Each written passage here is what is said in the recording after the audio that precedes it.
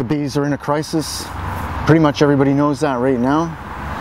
This was a way to help to try and do something about it.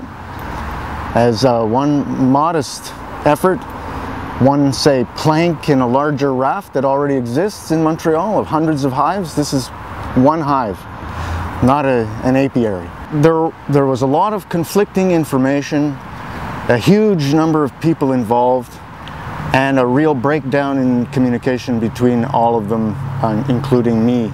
Peter McQueen looked into it because we'd asked for what we believed we needed, an exemption to a bylaw prohibiting beekeeping in NDG. What we learned is that there is no bylaw. Then we also learned there is no city policy. We did learn there are provincial statutes under the Quebec Bees Act, and we learned that the city has absolutely no procedure to follow in terms of authorization. So people keep telling me, you know, this beehive isn't authorized, you're not authorized to be here, and so on and so forth, like that. It just keeps escalating.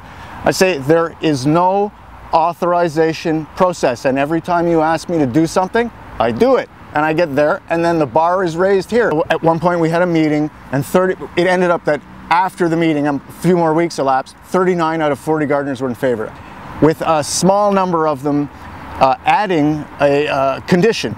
Yes, we want one, but we want the city's approval.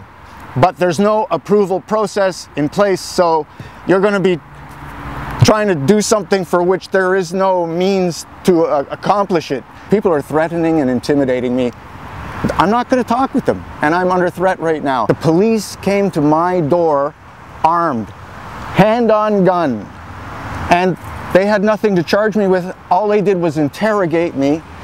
I invited them in for a coffee, and then they got hostile and aggressive toward me, and I said, hey, my friend is there as a witness. You're getting hostile and aggressive towards me. I want you to leave right now. So the threats against me and the intimidation and the bullying toward me have escalated from a kind of a lynch mob mentality to armed intervention. Okay, threat, threat, threat. I didn't come here to hurt anybody, and the bees aren't going to hurt anybody. This garden's full of bees. It's full of wasps and hornets too. Once it's here and once it's functioning, people will not notice that it's here, and they'll kind of wonder, what was all the fuss about?